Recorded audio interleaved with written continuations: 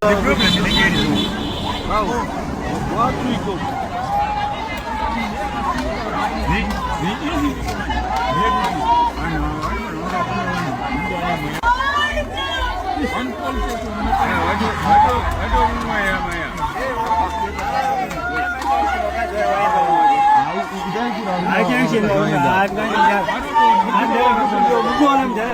What's good, you guys? Welcome back to my YouTube channel. If you're new here, please welcome. So guys, ndauya nenyaya yandaona iri kutenderera mastreets, nyaya yevakadzi vanga vachitaura nemweya mubhazi. So bhazi ratozomiswa, kwanzi vanhu vanga vachinamata, ndobva vakadzi vaviri ndo vatanga kutaura nemweya, ndobva bhazi ratozosvika pakumiswa because a lot of people had got in vakutaura nemweya.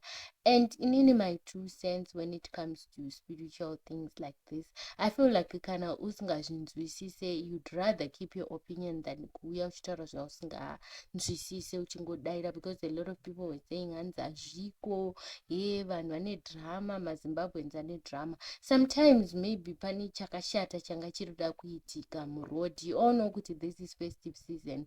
Murodhi munenge muchiitika matsaona, and that one person, kana those 2 people could have saved other people's lives. Maybe bhazi rese rachida kukutuka, or mamune something chachida kuitika mukati mebhazi chakashata, and those people saved your life. Nekuti vanhu vari spiritual, vanhu vane meso ekuona, vakwanisa kuona zvichida kuitika. Saka sometimes if you really don't understand zvinhu zviri spiritual, better to keep quiet, wosave a comment yako mwe than to say zvinhu zviri, because especially if it's the Holy Spirit, guys, I'm telling you kuti unorohwa neshamu yaMwari ukangotaura zvinhu zviri offset pamusoro pemweya mutsvene, because when it comes to God is a God of love, but he can be angry also. Mwari vanotsamwa, guys, Mwari vanotsamwa. Read the Bible well. If you know your Bible, you know kuti God's anger, God's wrath inobvarira kune vanhu vakamedzwa nepasi.